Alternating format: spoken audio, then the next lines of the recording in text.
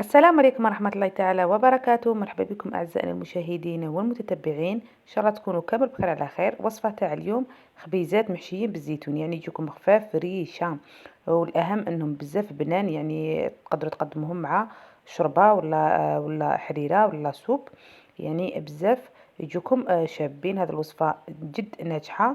بسم الله نبداو الوصفة. عندنا هنا كاس حليب دافي. الحليب لازم يكون دافي يعني باش تفاعلكم الخميرة فمفم، يعني ما تشدكمش الوقت بزاف. نديرو مغرف ونص تاع سكر، يعني ما تخافوش تجيكم حلوة لأنه ماشي راح تبان كامل حلوة. أنا عندي ربع كاس تاع زيت،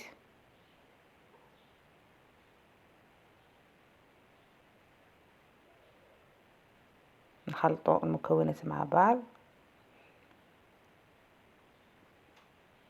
نزيدو كذلك زوج مغارف تاع خمارة تاع الخبز، يعني إلا كانت يعني درجة الحرارة عالية تقدروا ديروا مغرف ونص، ولا كانت يعني شوية البرودة ديروا زوج مغارف من الأحسن. كما عارفين في رمضان يعني الوقت ضيق وكامل، على ذيك من الأحسن ديروا زوج مغارب باش تخمر لكم يعني تخمر لكم بالخف، ما تشدكمش الوقت بزاف. هنا درت بيض بيضة،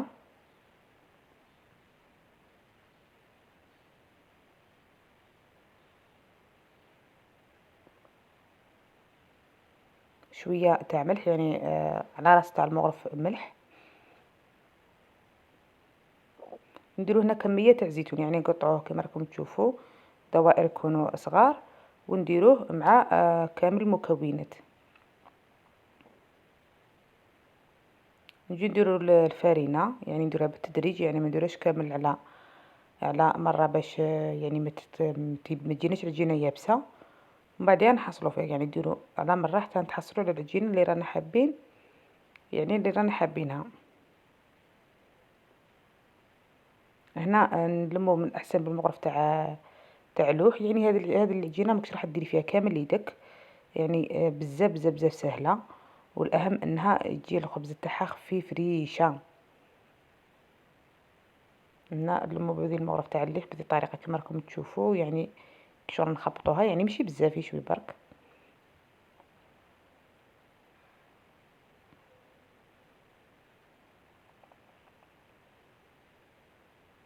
المغرف تاع اللوح تعاونكم بزاف، يعني إلا حبيتو تخدموا بيديكم خدموا بيديكم، ولكن هذه العجينة يعني ما تكونوش يعني مضطرين باش تخدموا بيديكم، يعني غير بمغرف تاع اللوح، ولا يعني وانتوما خدمتوا بها، ولا مغرف تاع سباتيل، ولا وانتوما تحصلتوا على العجينة يعني اللي راكم حابين تحصلوا عليها. وأهم أنهم يجوا يعني الوصفة هذه ناجحة 100%. يعني ديروا بهذه الطريقة كما راكم تشوفوا، يعني خبطوها شوية بهذه الطريقة. هذا هو القوام تاع العجينة اللي نحب نتحصلوا عليه. نغطيوها ونخلوها تخمر، يعني ما خدتليش بزاف وقت، يعني على الأقل 6 دقائق ولا، ولقيتها خمرت لي، لأنه كما تعرفوا المطبخ يكون يعني سخون، مع كي نكونوا نطيبوا كامل. على هذيك خمرت لي فمفم، يعني ما شدليش كامل الوقت. هنا نهبطوا الخمور تاعها لأنه لقيت يعني مازال حال باش نخبزها. على هذيك هبط الخمور تاعها، وتجيكم كذلك تجيكم خفيفة. هنا خليتها خمرت.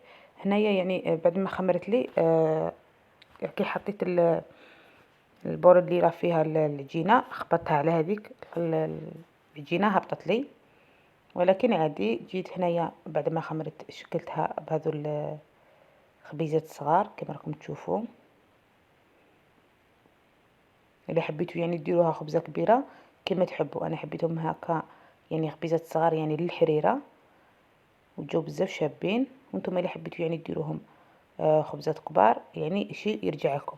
في الاول كي تكونوا تقسموا في العجينه يعني لي بول، لازم ديروا شويه زيت في يديكم باش تعاونوا رواحكم. ونجو هنا نخبزوها، يعني خلوها شويه خشينه، ما ترقوهاش بزاف، خلوها خشينه، يعني خبزوها غير شويه شويه من الفوق كما راكم تشوفوا. هنا درت شويه فرينه يعني باش ما تلصقليش، جيت خبزتها يعني غير شويه. تقدروا ديروها كذا في البلا كذلك وتخبزوها يعني فيما في البلا كيما تحبوا. يعني هذا الخبيزات بزاف بزاف ساهلين ويجوكم خفاف ريشه. والأهم أنهم بزاف بنان، يعني تقريبا يجي تاعهم كيما الكحك، يعني يجو خفاف وكيما الكحك، ولكن يعني يجو مالحين.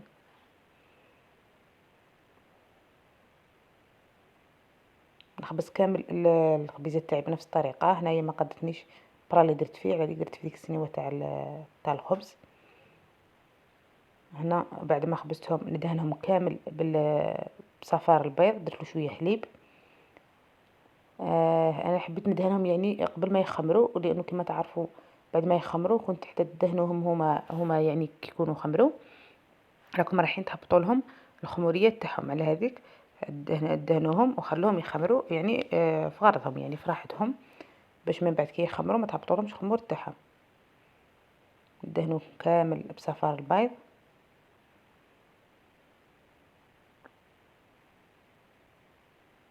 انا صراحه عجبهم بزاف بزاف هذو الخبيزات، يعني وما خلاو منهم والو، يعني درت 9 خبزات كلاوهم كامل في ضربة. يعني بما انه حنايا يعني مناش افراد عائله يعني كبيره، احنا 4 برك، يعني 4 افراد. هنايا نزينوها بالزيتون بالفوق، يعني درت حبه على 2 وزينتها، يعني تزيين اختياري. درت هنايا سانوج وحبه طيبه، يعني رشيتهم من الفوق يعطوا فيهم بنه كذلك بزاف شابه وريحه. نرشهم كامل بالسانوج ولا الحبه طيبه. يعني تقدروا ديروا غير سانوج، تقدروا ديروا غير حبه طيبه، تقدروا ديروا جلجلان، يعني ديروا واش حبيتوا، يعني تزيين اختياري. تقدروا ديروا ورقه تاع معدنوس، يعني ديرهم على طريقه السوفلي، يعني ديروا كما تحبوا كما راكم تشوفوا. نديرهم كامل ندهنوهم ونرشوهم بالسانوج ونخلوهم يخمروا. من الاحسن ما ديروش عليهم كتانه، باش يعني الكتانه ما تلصقلكمش من الفوق. ديروا حاجه من الفوق وديروا غطوهم بسنيوله وديروا عليهم الكتانه. هذه هي الوصفه تاع خبيزات الزيتون. ان شاء الله تكون الوصفه نالت اعجابكم. يعني شوفوا كيفاش جات الخبيزات تاعنا، جاونا طرايه وخفاف. الى الملتقى ان شاء الله.